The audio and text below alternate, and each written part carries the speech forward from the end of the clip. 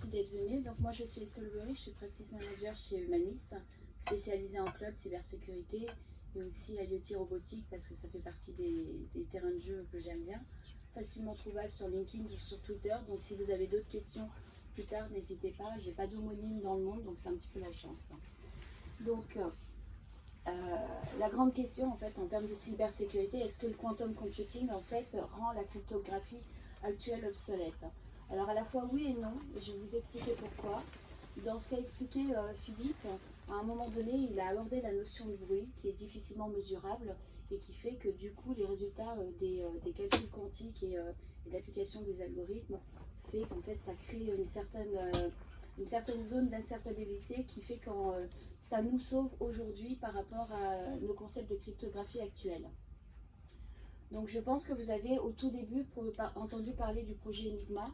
Donc c'était le tout début de la cryptographie où on a commencé d'ailleurs c'était des femmes à la base en plus, où il y a eu en fait le système de codage, c'était pendant la Seconde Guerre mondiale. Donc elles ont créé en fait un ordinateur de telle sorte à pouvoir décoder les codes des Allemands.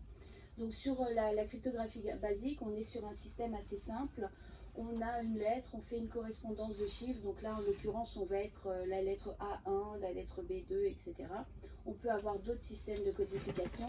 On a une clé, donc là, en l'occurrence, on donne un exemple avec une clé où on va rajouter +3. On peut multiplier, enfin, et c'est relativement simple. Et le fait qu'on soit en chiffrement, ce qu'on appelle la cryptographie symétrique, c'est qu'on va utiliser la même clé pour encoder et pour décoder.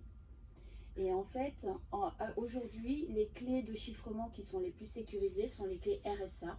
Et là, en l'occurrence, on passe sur un système de clés de chiffrement asymétrique où vous aurez une clé publique et une clé privée.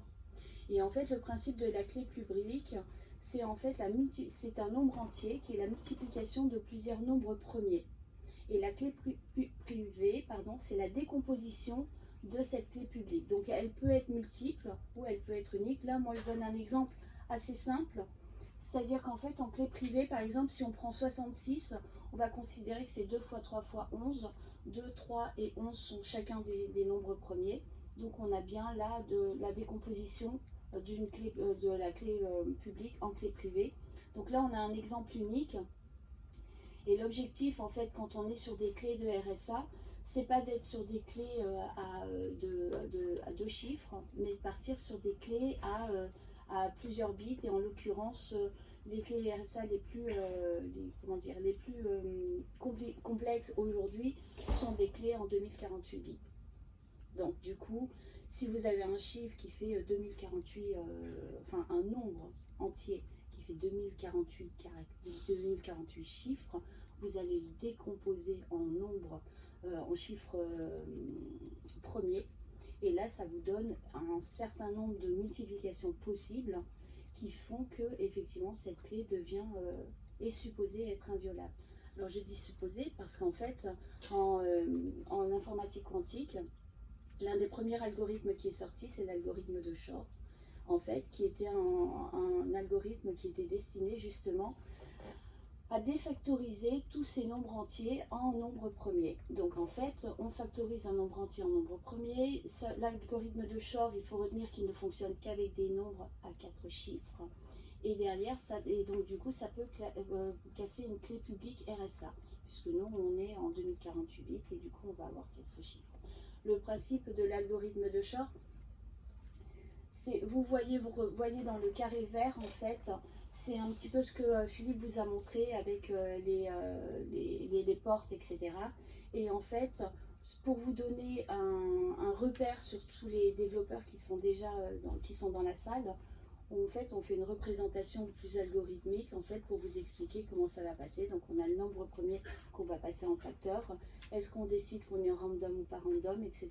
Et on le fait tourner au niveau de l'informatique quantique pour avoir la décomposition.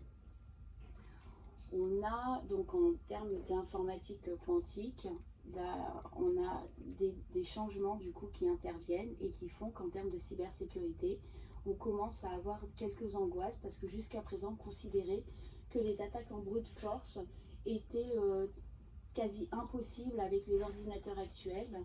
Et en fait, avec les ordinateurs quantiques, le simple fait de pouvoir faire des enchevêtrements et de faire des duplications fait qu'en fait on améliore la vitesse de tous ces traitements. Et du coup, en fait, on se retrouve à avoir quasiment plus aucune clé qui devienne inviolable. Donc les principaux changements, c'est bien entendu la vitesse. On a, si je vous donne un ordre d'idée, en 2001, IBM a accompli un exploit. En fait, ils ont factorisé 15, donc 3 fois 5. Donc je pense que votre cerveau, vous pouvez partir du principe que votre cerveau est déjà un petit peu plus puissant qu'un ordinateur quantique pour l'instant. Et voilà. Et donc en fait, pour factoriser ce 3 fois 5 avec l'algorithme de Shor, en fait, ils ont eu besoin de 7 qubits et ça a nécessité 2 semaines de calcul. Ça vous donne une petite idée du fait que dans les années 2000, on était super tranquille sur les principes de clé RSA. En 2010, il y a une équipe internationale de mathématiciens-chercheurs du monde entier, en fait, qui se sont réunis et qui ont réussi à classer une clé RSA de 768 bits, donc on est encore très loin du 2048 bits. Et ils ont mis 2 ans et demi pour y parvenir. Et on était en 2010 sur une très très grande victoire. En 2019, il y a eu une preuve qui a été faite avec un ordinateur quantique, comme quoi il est possible maintenant de casser une clé RSA 2048 bits en 8 heures. Mais alors attention, parce que là ça peut faire peur, il y a un petit bémol, c'est que pour pouvoir accomplir cet exploit, il vous faudra approximativement 20 millions de qubits. Donc je pense qu'aujourd'hui, on peut être encore un petit peu tranquille. On a la faisabilité. Donc c'est le principe du POC, on a le proof of concept, comme quoi on est effectivement capable de casser des clés RSA 2048 bits.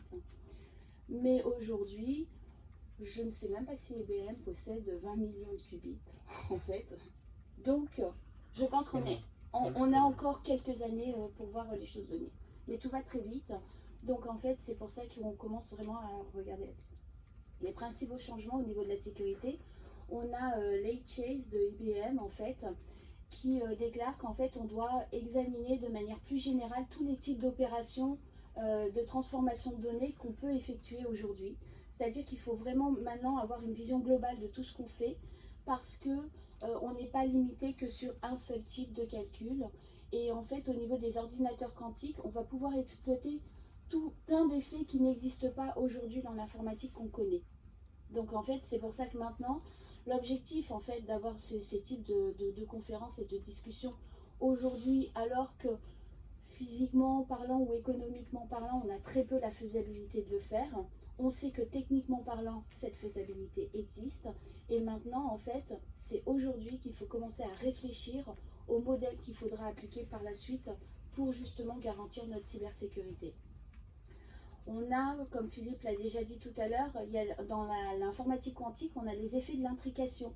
L'intrication, c'est la superposition et l'enchevêtrement de plusieurs actions en même temps, en fait. Et du coup, de résultats qui vont soit se combiner, soit se compléter, soit s'annihiler, etc. Et du coup, ça offre davantage de possibilités en matière de traitement de l'information. Donc c'est aujourd'hui, même si vous ne faites pas de calcul quantique, si vous ne connaissez pas les formules mathématiques, parce que pour ça on a des physiciens et des mathématiciens qui seront toujours 15 000 fois meilleurs que nous, mais dont on pourra profiter des outils. En fait, il faut regarder leurs travaux, et chacun ont des approches. Il y a des grands groupes en fait, c'est un petit peu comme les mouvements de philosophie qu'on pouvait avoir au XVIIe ou au XVIIIe siècle.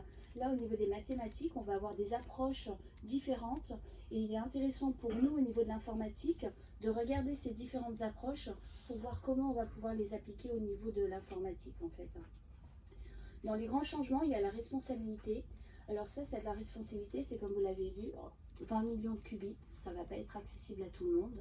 Et comme on va le voir plus tard, ça va nécessiter des nouveaux systèmes de réseau qui sont mis en place. Donc en fait, les algorithmes actuellement sont considérés comme incassables, mais ils vont être, on va avoir des ressources de machines, mais aujourd'hui, en fait, il n'y a quasiment que des gouvernements qui peuvent se permettre ce type de puissance de calcul, ou entreprises privées très importantes.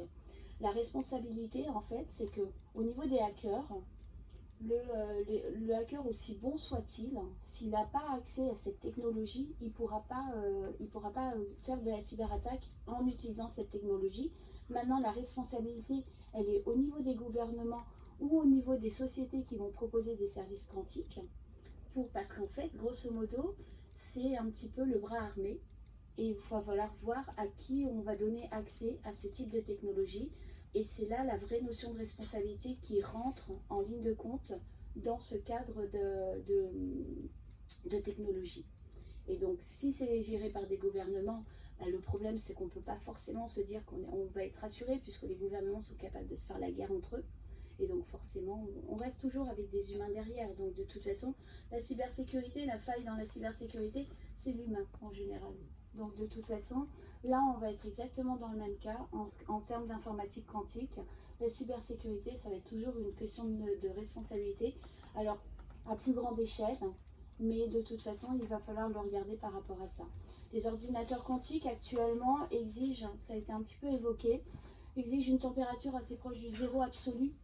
Donc, ça va nécessiter quand même des endroits de stockage qui ne seront pas accessibles à tout le monde, etc. Donc, rien que ça va, je pense, limiter quand même certains risques par rapport à l'informatique quantique. Maintenant, pour connaître assez bien le monde des hackers, ne sous-estimez pas l'imagination dont ils peuvent faire preuve. Jamais, jamais sous-estimer. Moi, j'avoue que je suis d'origine asiatique, et c'est évoqué dans l'art de la guerre, ne jamais sous-estimer son ennemi, de toute façon. Donc, on peut partir du principe qu'effectivement, il y a des barrières physiques, techniques et politiques à l'accès à l'informatique quantique. Mais on l'a vu avec IBM, ils ont mis en place une plateforme IBM-Q depuis, je crois, depuis 2018 de mémoire. 3 ans. Ouais. 3 ans et 6 mois. 3 ans. Moi, j'y suis depuis mars 2018, vous voyez. Donc déjà, ça permet déjà à des gens de commencer à se faire la main dessus, etc. Et ceux qui n'ont pas commencé, vous avez déjà 3 ans et 6 mois de retard par rapport à ce que IBM vous mettez à disposition. Alors je vous rassure, en 3 ans et 6 mois, il y a eu des évolutions, il y a eu énormément d'améliorations sur leur plateforme. Je préfère quand même le dire, on ne fait pas aujourd'hui ce qu'on faisait il y a 3 ans. Déjà, moi, il y a 1 an, je faisais moins de choses. Donc en fait, la cryptographie, donc ne pas se dire que tout est mort, parce que y a déjà des gens qui ont commencé à réfléchir sur le sujet.